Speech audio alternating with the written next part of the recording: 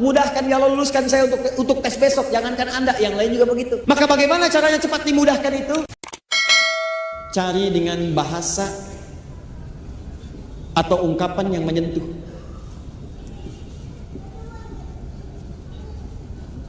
Ungkapkan doa itu dengan ungkapan yang menyentuh. Cari kalimat-kalimat terbaik. Kalau Anda cuma berkata, ya Allah kabulkan, jangankan Anda, yang lain juga begitu. Ya Allah besok saya mau ujian, ya Allah tolong mudahkan, jangankan Anda, teman Anda yang lain 100 orang juga begitu. Tes, misalnya CPNS, yang daftar 10.000, setiap orang mengatakan, ya Allah mudahkan, ya Allah luluskan saya untuk tes besok, jangankan Anda, yang lain juga begitu. Maka bagaimana caranya cepat dimudahkan itu? Maka teman-teman sekalian, cari kalimat yang paling menyentuh, karena Allah punya sifat, diantaranya sifat yang sangat perasa. Allah itu maha lembut, latif, yang diantara kelembutannya cepat merasakan apa yang dimohonkan oleh hambanya. Begitu Anda cari ungkapan yang sangat menyentuh, maka seketika Allah kemudian balas, bahkan pada sekian detik yang tanpa Anda sadari. Contoh, Nabi Ayub mengatakan, lihat kalimatnya, wa anta arhamur rahimin. Ya Allah, kalimatnya singkat tapi padat. Ya Allah, penyakit ini mulai mengganggu saya ibadah. Saya pengen khusyuk menyembahmu ya Allah. Saya pengen khusyuk beribadah, coba terganggu oleh penyakit ini. Sedangkan engkau orang yang paling sayang, maaf, sedangkan engkau sosok yang paling sayang kepada saya. Sedangkan engkau sosok yang paling sayang terhadap saya. Kalau yang paling sayang saja tidak menyembuhkan, kepada siapa saya mesti memohon? Lihat kalimatnya.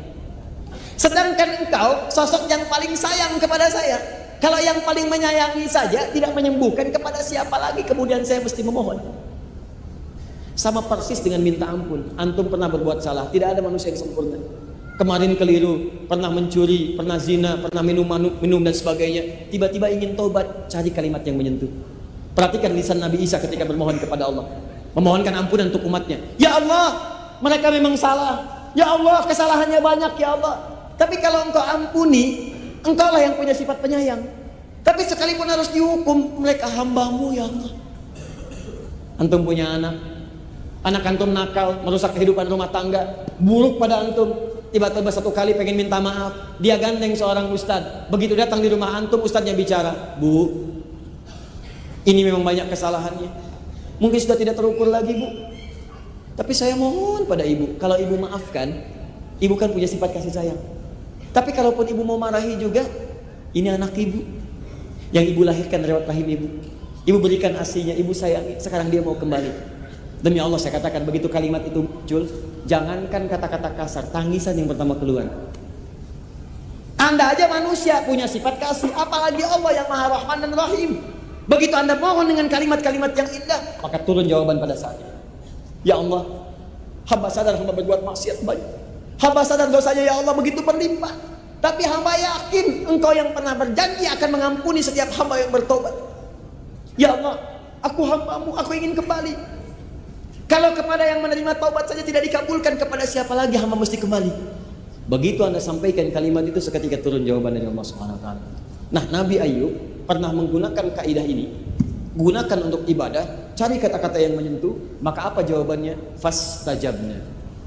Menggunakan fa, harfu atfin rabitin baina syai'aini bila hudud. Huruf yang merangkai dua peristiwa tanpa jeda. Peristiwa pertama berdoa, peristiwa kedua mengabulkan. Antara doa dengan mengabulkan tanpa jeda. Begitu selesai doa, dikabulkan. Ini dia rahasianya. Cepat-cepat terakhir, Nabi Zakaria, beliau diuji setelah berumah tangga, tidak punya keturunan, divonis oleh medis, gak mungkin, istrinya monofos dan mandul. Maaf, apa yang dikerjakan? Beliau bermohon. Apa permohonannya? Satu, cari kata-kata yang menyentuh tadi. Maka buka Quran surah 19 ayat 3 sampai dengan 15. Kata beliau, ya Allah, saya itu selalu bermohon kepadamu tanpa putus asa. Dari mulai menikah sampai rambut beruban, fisik sudah letih, gak pernah putus asa. Saya yakin kau pasti kabulkan. Kalau sampai beruban juga belum dikabulkan, sampai kapanpun saya akan minta, saya mohon dan tidak putus asa. Dua, wa kanu yusari'una fil khairat. Cepat berbuat baik, diniatkan ibadah kepada Allah Subhanahu wa taala. Maka kalau Anda punya kesulitan yang sama, cepat lakukan itu, mohonkan kepada Allah dan kerjakan untuk niat ibadah kepada Allah Subhanahu wa taala. Jelas?